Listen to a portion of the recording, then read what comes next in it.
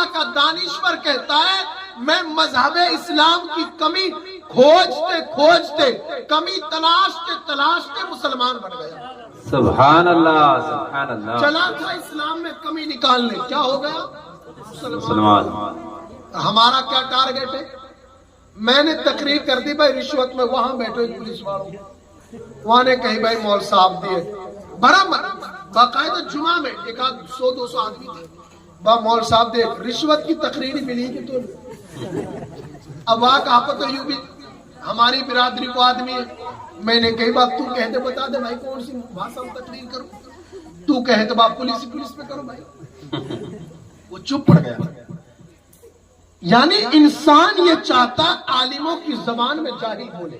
جی یاد رکھیں یہ ہماری ذمہ داری ہے، اور جو اس ذمہ داری کو نہیں سمجھتا وہ عالم کہلوانے کے لیے حقدار نہیں ہے. اس لیے کہ عالم کا حق یہ ہے جب بھی برائی فتنہ اٹھے حضور اعلیٰ حضرت کی زندگی پڑھیں گے. بریلی کا تاجدار نے جب دیکھا مصطفیٰ کے غیب پر کلام ہو رہا ہے، قلم اٹھایا اور لکھ دیا، اور کوئی غیب کیا تم سے نیہا ہو بھلا جب خدا ہی نہ تم پہ کروڑوں درود. سبحان اللہ. لکھا نے اعلیٰ حضرت نے، سبحان اللہ. اور کوئی غیب کیا تم سے نیہا ہو بھلا جب نہ خدا ہی چھپا تم پہ کروڑوں درود. اعلیٰ حضرت نے دیکھا حضور کی شان میں گستاخی کی جا رہی ہے. اگر اعلیٰ حضرت اس چیز کو نہیں سمجھ پاتے کہ کس دور میں کیا کہنا ہے، گویا اعلیٰ حضرت نے بتایا آنے والے عالموں کے لیے جس دور میں جو فتنہ چلے اس فتنے کے خلاف کھڑے ہو جاؤ.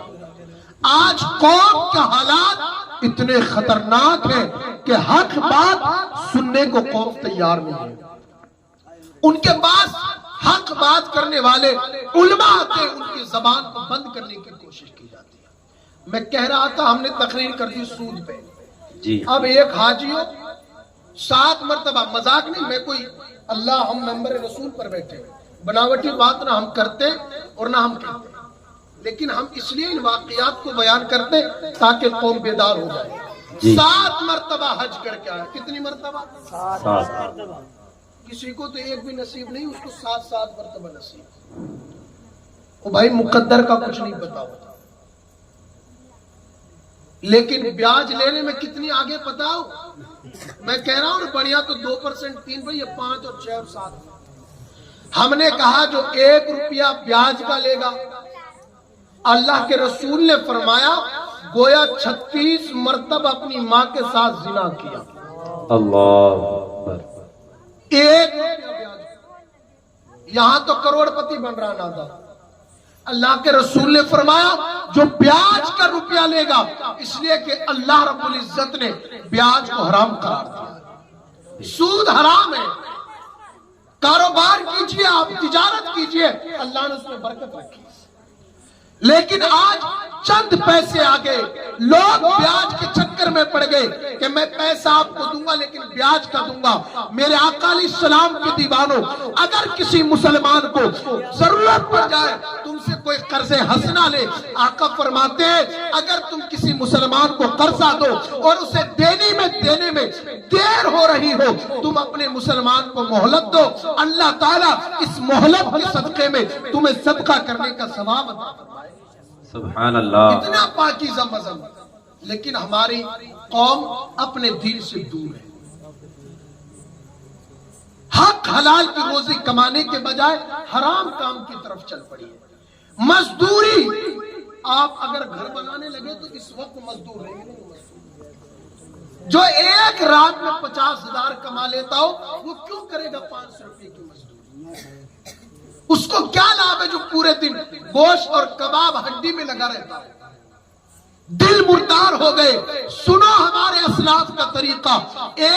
ایک مرد قلندر، ایک اللہ کا ولی جس کا نام حضرت ابراہیم بن ادھم ہے، بڑے پائے کے بزرگ، اور بلکہ حضور امام اعظم ابو حنیفہ کے یہ شاگرد خاص بھی رہے علم حدیث. سبحان اللہ سبحان اللہ. اور اللہ نے یہ مقام عطا فرمایا. آپ بادشاہ تھے اور ایک شہر ہے جس کا نام بلخ تھا، اس شہر کے بادشاہ. لیکن اللہ نے جب دنیا से रिश्ता तोड़ा और मोहब्बत इलाही का तोहफा दिया, तो आपने सब कुछ त्याग दिया, सब चीज को छोड़कर अल्लाह अल्लाह में लग गए। आप मक्का की सरजमीन है, कहां पे बोले एक मरतबा, मक्का की सरजमीन है। आपने खिजूर खरीदने के लिए एक ठेले पर पहुंचे, खिजूर बेचने वाली एक औरत थी, आपने उससे खिजूरें खरीदती। आज भी जब बाजार में हम जाते खिजूर या कोई भी चीज खरीदते हैं तो आप देखते हैं ठेले से कोई ना कोई चीज नीचे गिर जाती है। हजरत इब्राहिम बिन अदहम ने जब खिजूरें खरीदी तो 2 खिजूरें गिरी और गिरकर उसमें जमीन पे आ गई।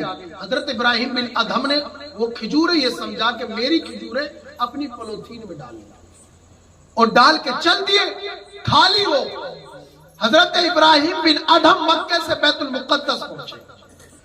बैतुल मुकद्दस में 40 रातें आपने गुजारी, इसलिए तो बैतुल मुकद्दस क्या है, ये हमारा किबला अव्वल है। क्या है जी, क्या है, ये काबा ने जो ये बाद में हुजूर ने चाहत की तो अल्लाह ने इसे काबा बना दिया, ये हमारा किबला बन गया।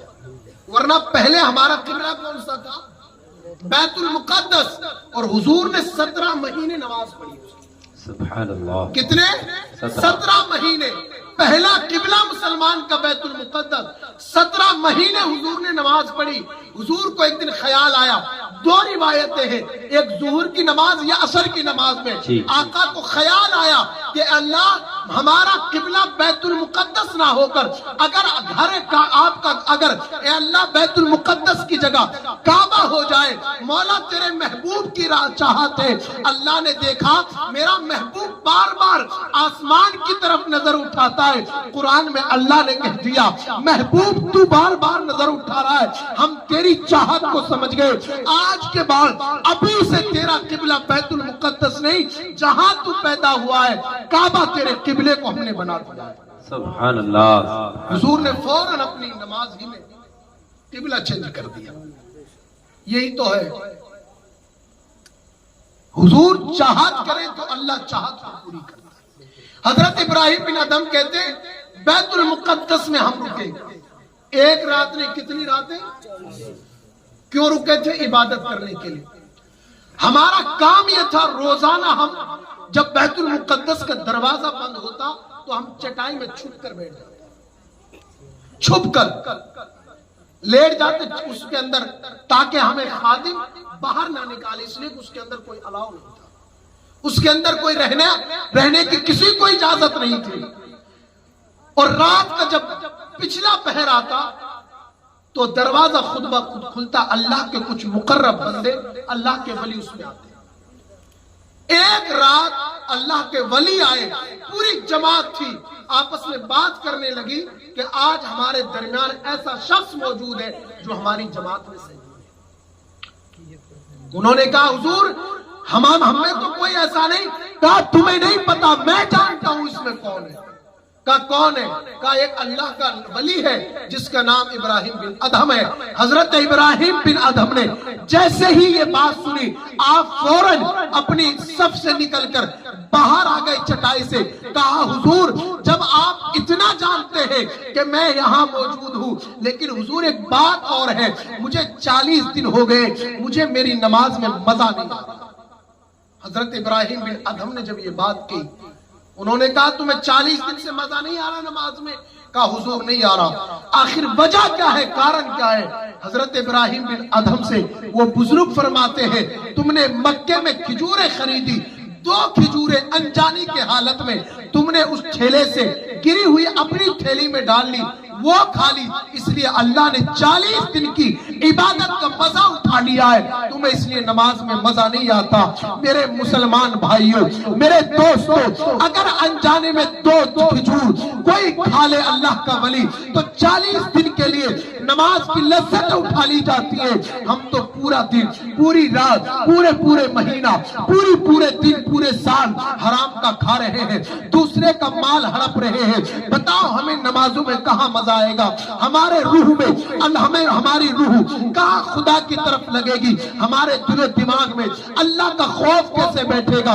बुजुर्ग फरमाते हैं, हजरत इब्राहिम बिन अदहम कहते हैं अब बताइए इसका वो क्या है? इब्राहिम बिन अदहम چلے. اس عورت کو تلاشنا شروع کیا اور تلاش کرتے کرتے اس عورت کے پاس پہنچے. کہا بوڑھی اماں مجھے معاف کر دو, میں نے انجانے میں تو تمہاری کھجوریں لے لی, یا تو اس کی قیمت لے لو یا مجھے معاف کر دو. وہ بزرگ حضرت ابراہیم بن ادھم نے جیسے ہی ان سے کہا, وہ بوڑھی اماں کہتی ہے ابراہیم ہم نے تمہیں معاف کر دیا ہے, جاؤ ہمیں تم سے کوئی مطالبہ نہیں کرنا. مجھے آپ بتائیں ہمارے بزرگ اتنی احتیاطی کرتے تھے, حضرت ابراہیم بن ادھم کے اس واقعے سے اندازہ تو لگائے کہ ان کے اندر اللہ کا خوف کتنا تھا. اگر 2 کھجوریں انجانے میں کسی کے لیے لے لی تو آپ نے جا کے معافی مانگی. ہم تو کسی کی جان لے رہے, کسی کا مال ہڑپ کر رہے, کسی کے بچوں کو ہم نے سسکتا چھوڑ دیا. کتنے ایسے لوگ ہیں جو سوسائڈ کر رہے ہیں, کتنے ایسے لوگ ہیں جو مر رہے ہیں. بتاؤ کیا اللہ کی بارگاہ میں ہمیں جواب نہیں دینا؟ اللہ کی بارگاہ میں ہمیں ان تمام باتوں کو اللہ کی بارگاہ میں ہم جواب نہیں دیں گے, سب باتوں کا جواب دینا ہے. اللہ کا قرآن کہتا ہے فَمَن يَعْمَلْ مِثْقَالَ ذَرَّةٍ خَيْرًا يَرَهُ وَمَن يَعْمَلْ مِثْقَالَ ذَرَّةٍ شَرًّا يَرَهُ. تم میں جو ذرہ برابر گناہ کرے گا کل قیامت کے دن اسے بھی دیکھے گا, اور تم میں جو ذرہ برابر نیکی کرے گا کل قیامت کے دن اسے بھی دیکھے گا. اے مسلمانوں, یہ زندگی چند دنوں کی ہے, اللہ کی یاد میں لگا دو, اپنے دلوں میں اللہ کا خوف پیدا کرو, اس خشیت ربانی اور عشق مصطفیٰ پیدا کرو. اس لیے کہ جب دل اسلام کی طرف لگ جائے گا, اللہ کا خوف دل میں پیدا ہو جائے گا, عشق مصطفیٰ سے سینہ منور ہو جائے گا, تو پھر یہ تمام خرافتیں خود بخود ختم ہوتی نظر آئیں گی. سبحان اللہ, لیکن کیجئے کیجئے اس لیے کہ آج ہو کل نہیں ہو کوئی نہیں, اس کے چکر میں چھوڑ دو. مجھے آپ بتائیں ایک بات, ایمانداری سے آخری بات کرو, تقدیر پہ ایمان ہے؟ ایمان ہے نا؟ 7 چیزیں ضروریات ہے, ضروریات دین تو بہت ہے جی, لیکن ہمارے علماء نے بیان کیا آمنت باللہ وملائکتہ وکتبہ ورسلہ والیوم الآخر والقدر خیری وشری. اچھی بری تقدیر پر ایمان. بے شک. مجھے بتاؤ اللہ کے بغیر کوئی مالدار ہو سکتا اللہ نہ دے؟ ہو سکتا ہے؟ بولو نا بھائی. نہیں. تو ڈر کیوں رہے ہو, کیا بات ہے؟ اللہ اگر نہ دے تو کوئی مالدار ہو سکتا ہے؟ ہرگز نہیں. اور اللہ کسی کو اگر مالدار کر دے تو کوئی غریب کر سکتا ہے؟ نہیں. جب اس بات پر ایمان ہے اللہ جسے چاہے گا اسے مالدار کرے گا, تقدیر سے زیادہ آپ کو نہیں مل سکتا. یہ آپ چاہے پھر حلال سے کما لے چاہے حرام سے کما لے. جی, آپ یہ کہہ رہے ہیں یار ہماری تقدیر میں یار ایک رات میں 50,000 کما لے, ہو سکتا ہے حلال طریقے سے بھی آ سکتا ہے. یہ تمہارا کام ہے کہ تم چاہے اللہ کی نعمت کا غلط استعمال کرو چاہے صحیح کرو. اللہ تو تمہیں دے رہا ہے, لیکن یاد رکھیں اللہ کہتا ان بطش ربک لشدید, تمہارے رب کی پکڑ بہت سخت ہے.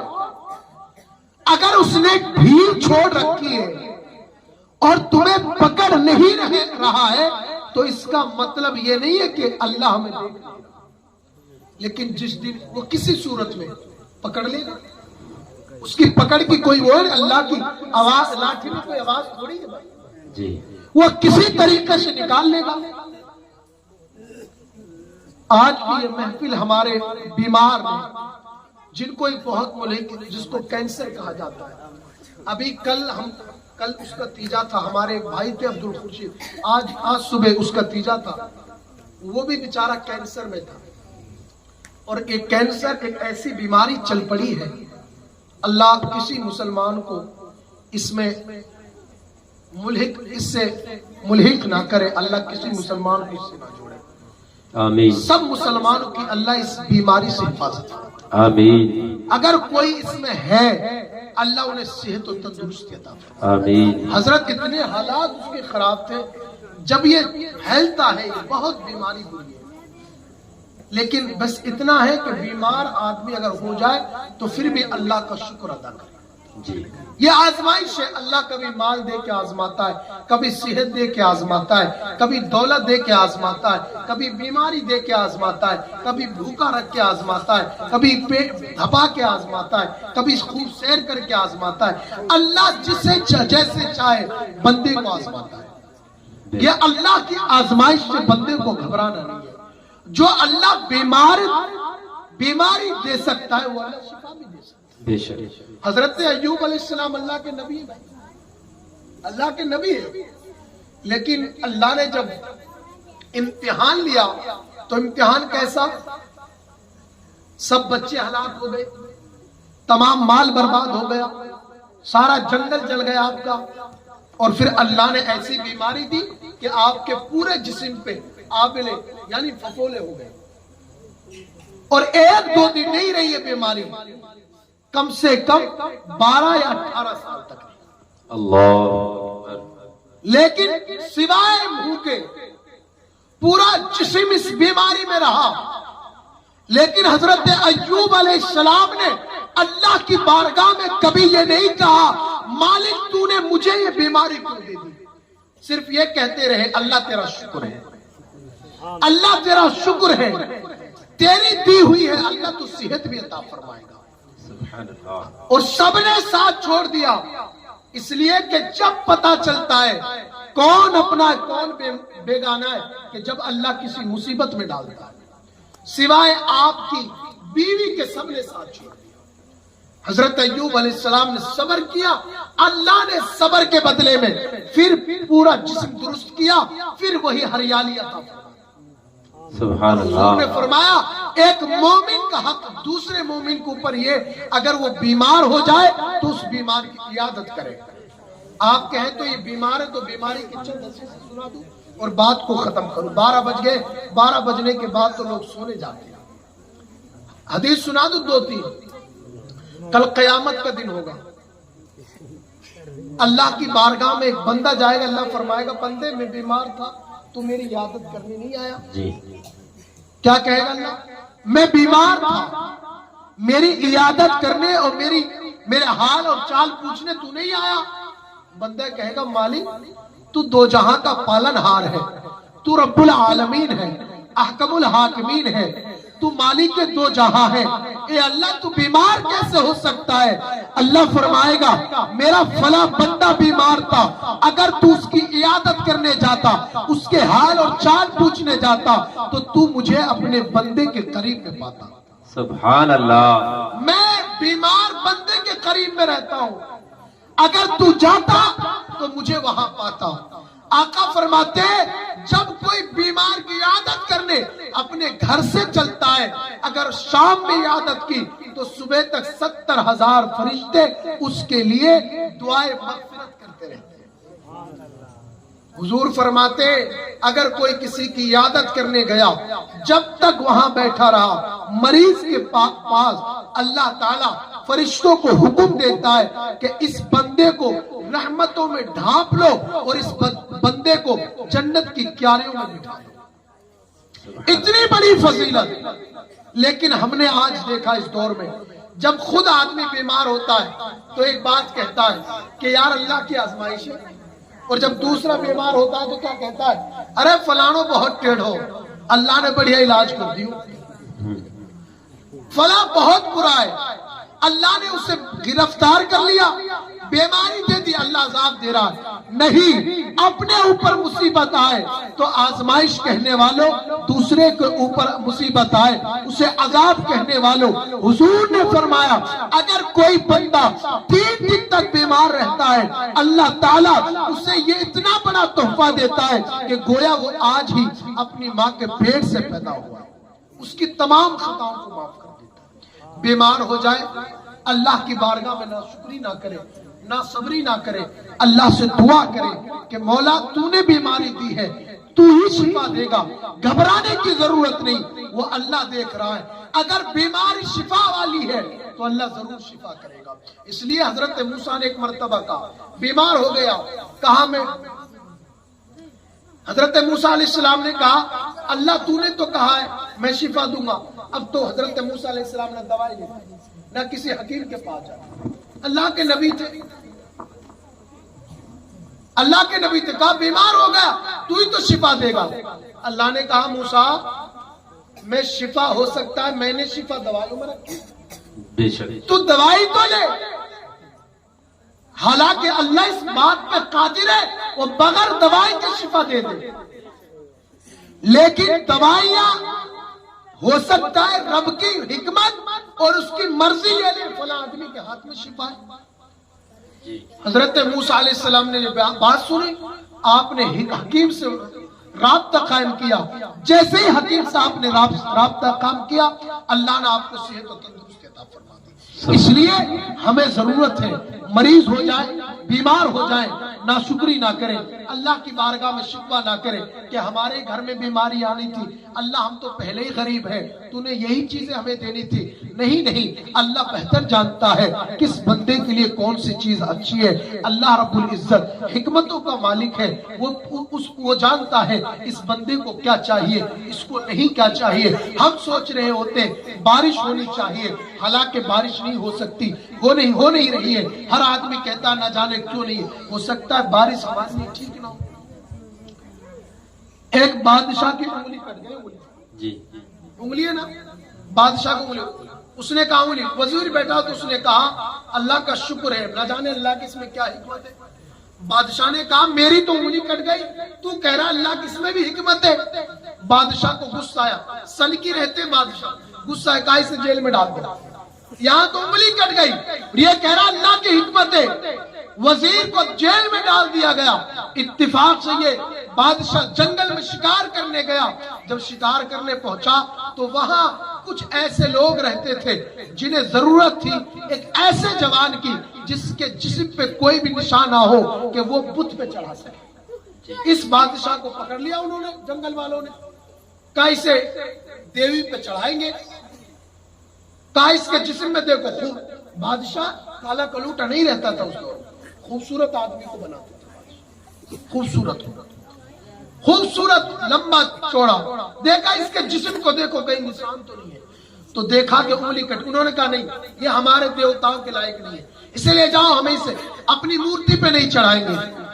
اس نے کہا یار وزیر نے کہا تھا اس میں اللہ کی حکمت ہے، کہا وزیر کو بلاؤ جیل سے نکال کر، کہا وزیر تو نے صحیح کہا تھا کہ اللہ کی اس میں حکمت ہے، اگر آج انگلی کٹی نہ رہتی تو آج چڑھ جاتا پھر۔ تو اس لیے ہر کام میں اللہ کی حکمت ہے۔ اللہ کی حکمتوں کا آپ اللہ کی حکمت پر ایمان رکھیے اور رب کی تقدیر پر ایمان رکھیے۔ اچھی بری تقدیر جیسی بھی ہے وقت گزر جائے گا، موت آنی ہے، مرنا ضرور ہے، ڈرنے کی ضرورت نہیں۔ فالتو کی چیزوں کو چھوڑیے، مسجد کی طرف لگ جائیے، دین کو سمجھنے کی کوشش کیجیے، اللہ رسول کو یاد کیجیے، علماء کی قدر کیجیے، زندگی کو سنواریے۔ انشاءاللہ تعالی آپ اور ہم اگر اس طرح زندگی گزاریں گے تو انشاءاللہ دنیا میں بھی کامیابی ہے، آخرت میں بھی کامیابی ہے۔ مصطفیٰ جان رحمت کا آپ سچا غلام بن کے زندگی گزاریے۔ اور صرف اس شعر کے ساتھ میں اپنی گفتگو کو ختم کر رہا ہوں کہ سپرد خاک جب کرنا، یہ پیغام لکھ دینا، میرے رخسار پر میرے نبی کا نام لکھ دینا، کوئی ہے طالب جنت، کوئی ہے طالب شہرت، مدینہ میری قسمت میں میرے سرکار لکھ دینا۔ اللہ رب العزت کی بارگاہ میں دعا گو ہوں مالک اگر کوئی کمی اور کوتاہی ہو گئی ہو سب کو اپنے حبیب پاک صلی اللہ علیہ وسلم کے صدقے معاف فرمائے۔ استغفر اللہ ربی من کل ذنب واتوب الیہ وما علینا الا البلاغ۔ السلام علیکم ورحمۃ اللہ۔